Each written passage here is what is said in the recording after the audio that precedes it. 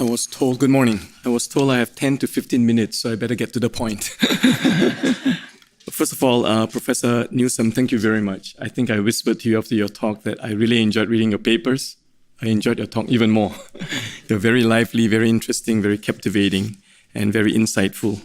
I wanted to read a couple of your conclusions, but there's no need for that because you already concluded so well. So in your overview of the literature, especially in Second Temple Judaism, you reviewed material from the Thanksgiving Psalms and the Dead Sea Scrolls, as well as Psalms like Psalm 73, books of Esther, Ruth, and Jonah, and particularly Job, and a lot of other material that you mentioned, the Yetzer, the Ratzon, and so on. Very fascinating things that I read in your papers and listened to you today. I think your main point is that there is much material in the Second Temple Judaism period, from about 500 BCE until about 70 CE, that show us that there was a developing conceptualization and application of the landscape of interiority and the self. And I think that that's fascinating. I want to say one or two things first in terms of the Old Testament. I'm not an Old Testament scholar, although I'm a senior pastor of a church for over 23 years now, and I preach very regularly in my church, about 33 times a year. So I'm into the scriptures a lot and read a lot of commentaries and theology, actually. Sometimes I have to kind of hide the fact that I think I read more theology than psychology. But I take integration very seriously. And so just one or two very quick comments. You mentioned about the theory of the mind, and this is not in any particular order because it's just a response, and the use of deception. And I know that the examples you gave were more elaborate developments of that.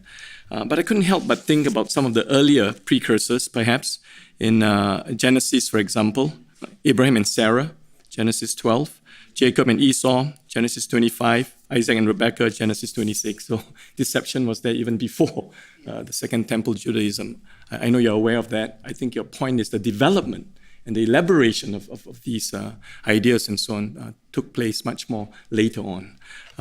And then also, you alluded in your paper to Psalm 42, or your papers to Psalm 42 and Psalm 43, where the psalmist says, "Oh, my soul, why art thou cast down within me?" There was introspection. There was an interiority there, but perhaps not as well elaborated in the psalm, at least those two psalms, but they were probably earlier psalms. And so my point simply is that some of these things that we're talking about were already there. They just got developed maybe a bit more. And then I want to talk a little bit about psychology today and many centuries later, as well as talk a little bit about Apostle Paul and his writings in the New Testament. So those are a couple of things I wanted to say about what was there and needed to be developed perhaps, but nonetheless not exceptionally new. Also, wanted to just point out very briefly, I know that you've used the term cognitive dissonance, and in the psychological literature, cognitive dissonance is a very technical term. It's not just conflict and psychological distress due to conflicting values, ideas, and especially values and convictions and behavior. That's the other area.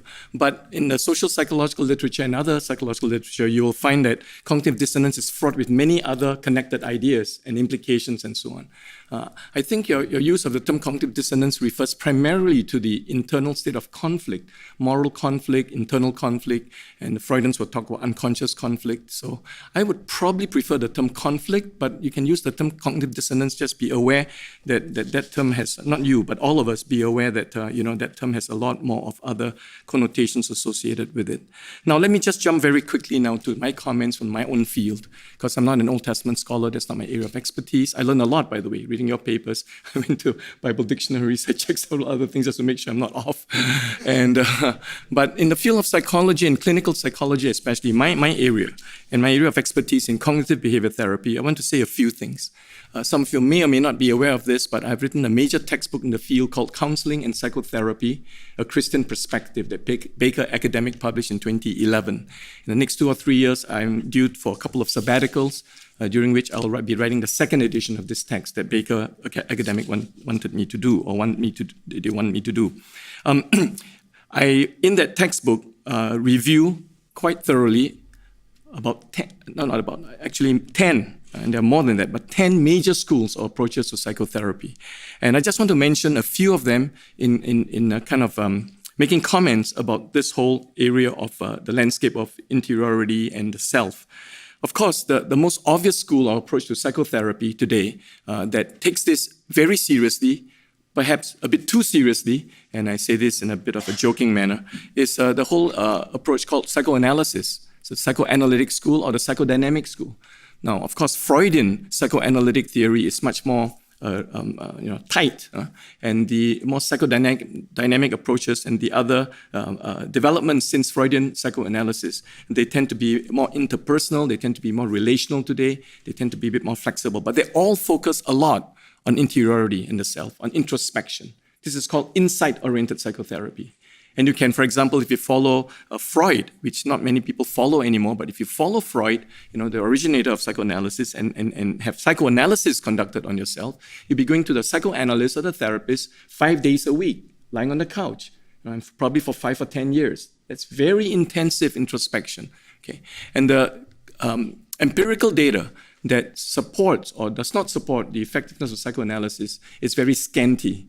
Very sparse. Okay, we don't have clear empirical data supporting the effectiveness of psychoanalysis, as I've just defined it in the Freudian sense. However, the empirical data in the last 15, 20 years has grown and has been supportive of the effectiveness of more broad-based psychoanalytic therapy once a week or twice a week, and more relational kinds of approaches and other approaches to psychodynamic therapy, which is a bit more broad-based. And so today we can say that there is enough empirical data to support the effectiveness of psychodynamic and psychoanalytic therapy, not so much psychoanalysis per se. And that's the approach to therapy that takes this whole interiority, the self, introspection, and so on very seriously. I say a bit too seriously because there can be over-introspection. We can get stuck in our psychopathology. We can get stuck in the unconscious stuff. We can get stuck in the past. And so the important things like free association, dream analysis, transference on the part of the client, and counter-transference on the part of the therapist, and several other ideas from the psychoanalytic school definitely are connected to this whole interiority landscape idea and the importance of self-reflection and self-introspection. But like I said, there are some dangers to that if we're not careful. As in any school, we can go to the extreme. Existential therapy is another approach that's somewhat psychodynamic, but not necessarily so, and that also takes the self seriously, but more in terms of the self that's to be authentic, that should choose according to one's true convictions and values, that the self that will face or who will face the reality of meaninglessness and the fear of death, and all these existential concerns need to be dealt with. And so the reflections of the self and the reflections in existential therapy are not quite the same as psychodynamic therapy, but they are somewhat connected. That's another school that takes the self seriously. But moving ahead, further ahead, since Freud, over 100 years ago, there's also interpersonal therapy that's somewhat psychodynamically based, but it focuses also on relationships. And then this whole area, this whole emphasis in the last 10, 20 years on relational psychodynamic therapy that focuses more on the relationship between the client and the therapist, including that happens in the here and now, in the therapy hour. And so it goes beyond just exploring things from the past and the unconscious. That's an important development I feel is a good balance to over-introspection. Then I want to spend the next 2 or 3 minutes I have left talking about my area of expertise, which is cognitive behavior therapy. There's another school of psychotherapy where the emphasis is that your thinking and your behavior affect your feelings. So the best way to deal with problem feelings like depression, anxiety, stress, and so on and so forth is to look at irrational, dysfunctional, extreme, unbiblical, if you want to put a Christian perspective and spin to it, ways of thinking that then create certain behaviors that lead to these kinds of problems. So the thinking underlying the feelings is important to identify and then to restructure. That's a traditional cognitive behavior therapy. And so you identify dysfunctional thinking, irrational thinking, unbiblical thinking. You seek to correct that. You seek to restructure that. You seek to engage in more helpful, more biblical, more reasonable ways of thinking that can help you feel better. And there's a ton of research supporting the effectiveness of CBT or cognitive behavior therapy. In fact, today, as of 2019, Cognitive behavior therapy is the leading, most popular school of psychotherapy. It has superseded psychodynamic and psychoanalytic approaches. And some people are very upset about that. But I think that the development is actually quite a good development. Now, there's another development in the last 10, 15 years or so that has taken cognitive behavior therapy one step further. And this is called the mindfulness and acceptance-based cognitive behavior therapies. For example, ACT, acceptance and commitment therapy, MBCT, mindfulness-based cognitive therapy, and DBT, dialectical behavior therapy. Now, all these therapies have come to the foreground, and also the empirical research literature has shown a lot of support for the effectiveness of these therapies, not superior to psychodynamic therapy necessarily, but effective. And recently, Kaptari et al., together with Everett Worthington, a good friend of mine, they wrote a major meta-analysis of religious spiritual therapies that included Christian therapy of different sorts, including Christian CBT. And in a big meta-analysis of 97 outcome studies published in the December issue 2018 of the Journal of Clinical Psychology, they concluded that the religious spiritual therapies are as effective as their secular counterparts, which have already received a lot of empirical support. So 97 studies, folks, as of 2018. That's a huge number of studies. And now we have empirical evidence to support the effectiveness of religious/spiritual therapies, including Christian therapy. And we have a good, solid scientific ground to stand on. And so I just wanted to point this out. In mindfulness therapy, the focus is on the present, the here and now, breathing meditation, for example, and especially the idea of cognitive diffusion. That's another word. It's not cognitive dissonance, cognitive diffusion that Steve Hayes and other founders of the ACT approach, the acceptance and commitment therapy approach, as a key process in helping people get better. Cognitive diffusion is to take one step back from your thinking. Instead of getting fused into your thoughts and over-introspecting your thoughts, take one step back and let the thoughts come and let them go. Let them come and let them go. Almost like flowing downstream, on a leaf. Let them come and let them go. And not to fight your thoughts so much, not to introspect on your thoughts so much, but just to accept them, let them come, no matter how painful, let them go. And over time, they may be diffused. From a Christian point of view, one of my students, a bright student in one of my classes said, why not we just let them come and not just let them go, but let them come and let them go to Jesus, And we can incorporate prayer, we can incorporate scriptures and spiritual disciplines appropriately into therapy where you get informed consent, and that's where the religious spiritual therapies come in. So it's interesting, isn't it?